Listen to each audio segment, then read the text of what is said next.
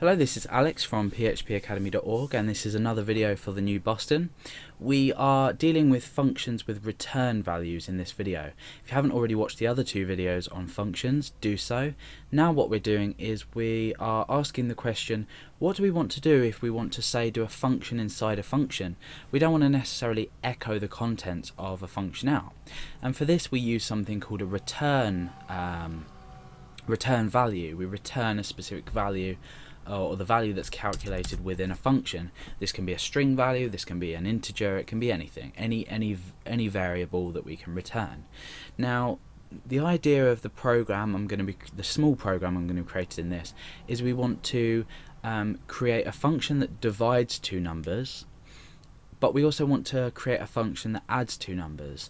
And then what we want to do is we want to create a sum similar to this. So we want to add 10 and 10 together, for example, and 5 and 5 together, and the result of this operation would be 10 add 10, which is 20, divided by 5 add 5, which is 10, so the answer would be 2.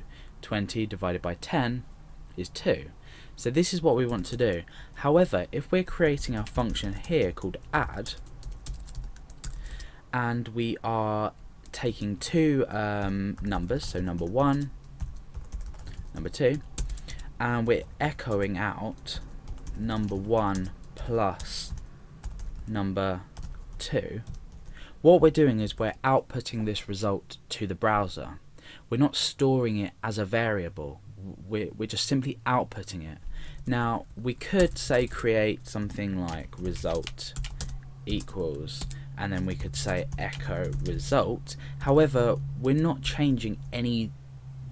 really changing how the code works. All we're doing is making it longer for ourselves. So what we really want to do is we want to be storing a result, but then instead of echoing it, we want to be returning the result. Now you don't always have to return or even echo or anything in a function. A function can purely work in itself and not display any output. It doesn't need to display output. However, we're returning the result of this. Now look what happens when I go to add two numbers together.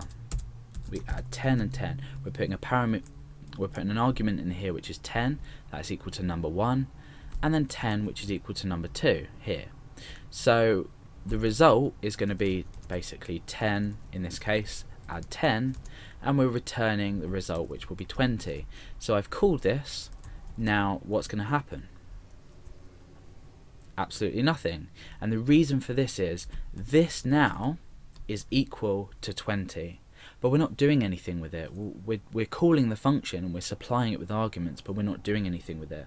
So in fact what we can now do is echo out the function in itself, and what this is going to do is it basically means we can either use this as a variable on its own, or we can echo it out to display it to the user.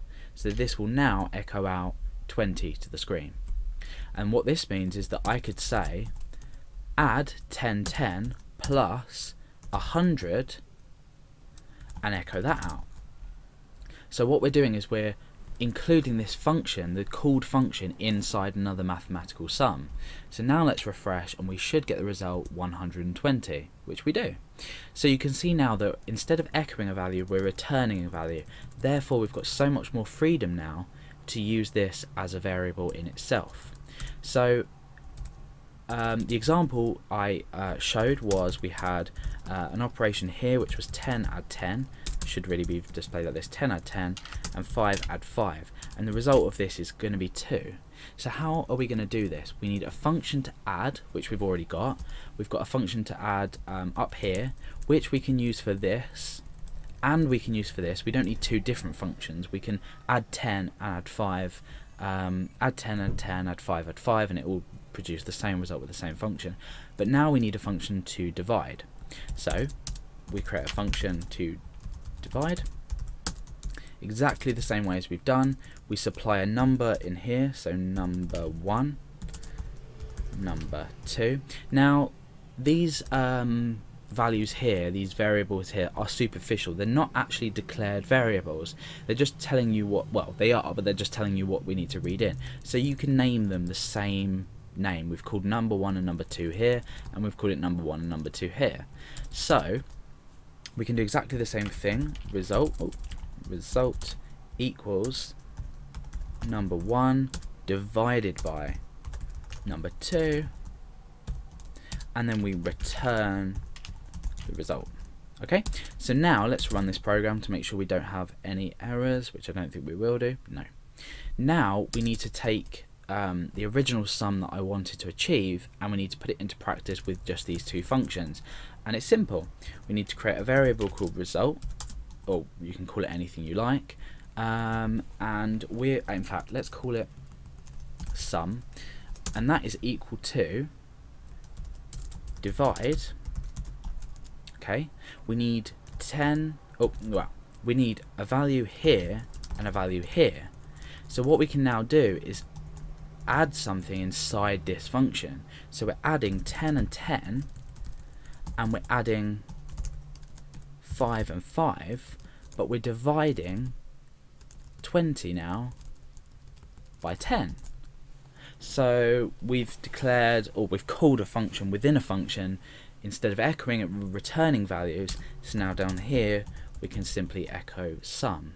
So if you look carefully at the logic of this, you'll understand how this can be done. So now let's refresh, and we've got our result of 2, which we required from the start. So this is basically how to return a value in a function, and you can see how useful it is. Instead of just echoing something out or just performing an operation, we're actually returning something for the user, or for us to use as the variable as a whole, rather than just a function to echo out the result of what we've done inside the function.